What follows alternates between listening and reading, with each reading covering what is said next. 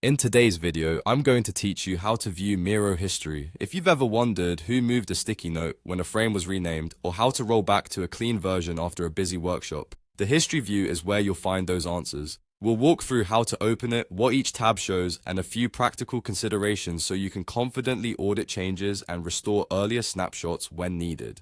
Start by signing into your Miro account and opening the board you want to review. Give the board a moment to fully load so all tools are available. It's best to have a stable connection here, especially if your board is large or has many collaborators, because the activity timeline and versions rely on fetching board data.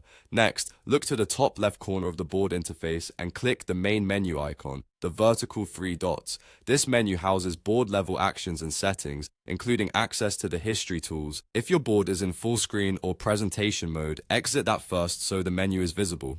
From the menu, hover over the board section and choose History. You don't need to click Board itself, simply hover to reveal the submenu, then select History to open the panel. If you use Miro often, this is a great shortcut to remember because it keeps history a single click away. The History panel will slide in on the left side of your screen and you'll see two tabs at the top, Activity and Versions. Think of Activity as a detailed log of what happened, and Versions as the time machine for the entire board. In the Activity tab, you'll find a chronological list of changes such as edits, deletions, moves, and text updates. Entries are grouped by the person who made them, so it's easier to follow a collaborator's sequence of actions. This view is ideal when you want to trace a specific change, confirm who adjusted an item, or understand the story behind how a section evolved over time. Switch to the Versions tab when you need a broader snapshot.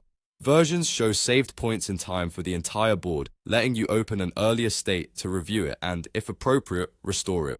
This is especially useful after big working sessions or when you want to roll back to a milestone. Restoring a version brings the board back to that snapshot, so review carefully before confirming. Finally, be aware that detailed history features are available on upgraded Miro plans. If you don't see full activity details or the versions you expect, it may be due to your plan or workspace permissions, and that's how you view Miro history.